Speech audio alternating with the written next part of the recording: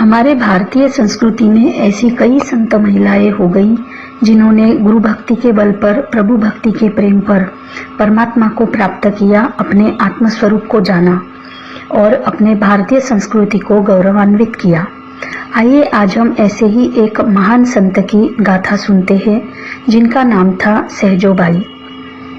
सहजोबाई यथा नाम तथा गुण।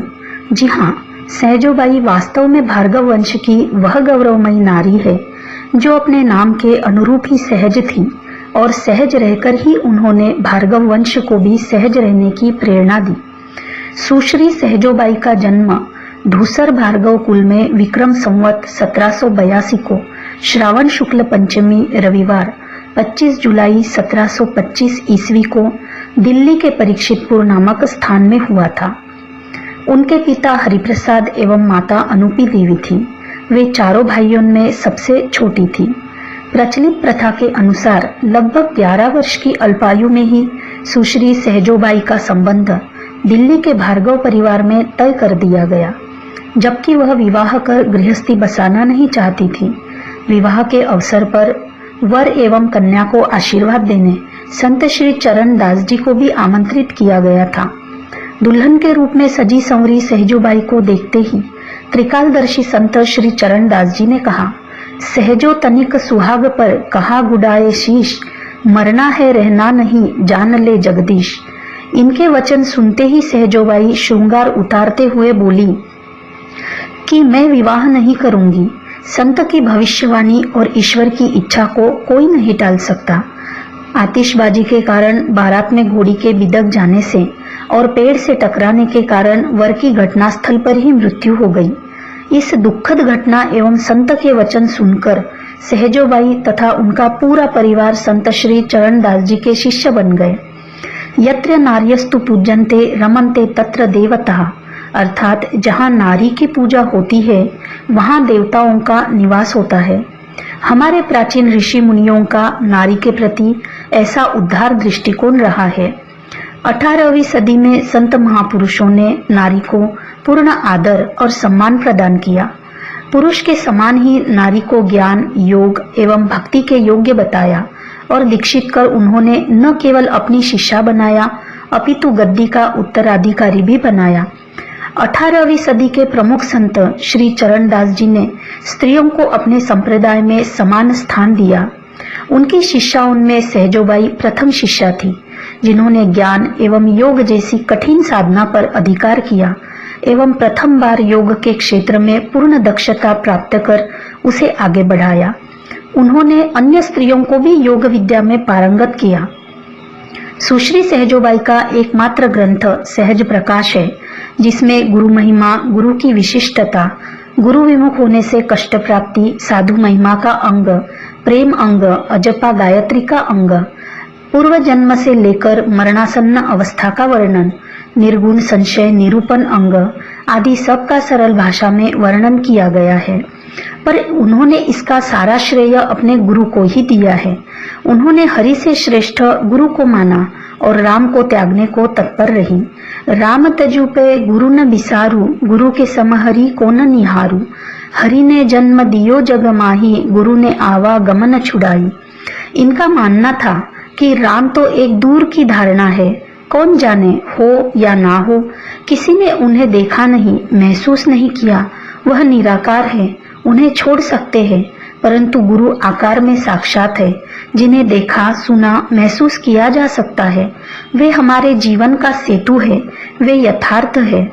चरण दास जी ही उनके परमेश्वर थे, गुरु थे। उन्होंने उन्हीं से हर रूप में अथाह प्रेम किया। वह गुरु में हरि का रूप देखती है, वह प्रेम में परमात्मा को देखती है, क्योंकि प्रेम से ऊपर और कुछ भी नहीं है। कवयित्री और साधिका सहजोबाई के जीवन काल में ही उनके साहित्य का प्रचार प्रसार देश के विभिन्न क्षेत्रों में दिल्ली, राजस्थान, बुंदेलखंड और बिहार में हो चुका था। उनके निर्वाण के बाद भी भक्तों के हृदय में सहज प्रकाश और सहजों के भक्ति रस के सराबोर पदों के प्रति अभिरुचि बनी रही। इस कथन का प्रमाण है देश के विभिन्न क्षेत्रों में तैयार की गई सहज प्रकाश की हस्तलिखित प्रतियां 1920 में सहज प्रकाश ग्रंथ का विवरण प्रस्तुत किया गया। वर्ष 1931 ईस्वी में अंग्रेजी भाषा में इनके ग्रंथ प्रस्तुत हुए, जिससे अनेक विद्वानों का ध्यान आकृष्ट हुआ। सहजोबाई की रचनाएं साधना प्रदान है। वे अपने भजनों के द्वारा कहती है, जैसे सनसी लोह की छीन पानी छीन आग, ऐसे दुख सुख जगत के सहजो तुमत पाग। सहजो भजी हरि नाम को तजो जगत से नेहू, अपना तो कोई नहीं अपनी सगी न देहू। अचरज जीवन जगत में मरना निश्चय जान, सहजो अवसर जात है हरिसी कर पहचान। भीतर का भीतर खुले के बाहर खुल जाए, देह खेह हो जाएगी जय ही जन्म गवाए। हरि कृपा जो होय तो नाही, पै गुरु कृपा दया बिना सकल बुद्धि बही जाई। राम तजु पे गुरु न बिसारू, गुरु के सम हरि को न निहारू।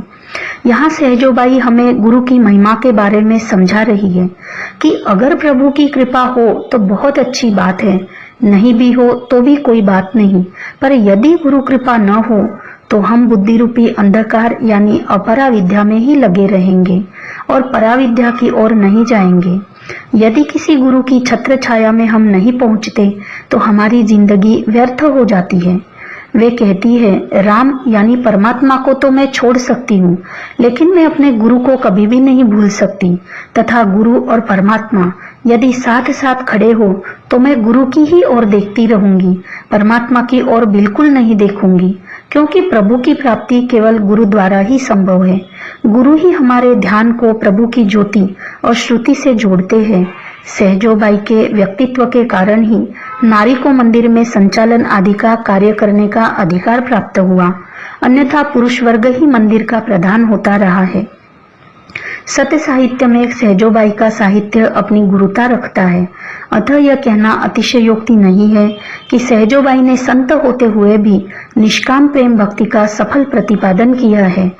24 जनवरी 1805 को सहजोबाई ने वृंदावन में देह त्याग किया। संत सहजोबाई के इस जीवन प्रसंग से हमें यह सीख मिलती है कि निरंतर गुरु भक्ति में लीन रहना चाहिए, क्योंकि परमात्मा रूपी गुरुदेव की जब हम पर कृपा बरसेगी तो ही हम भवसागर को पार कर सकते हैं।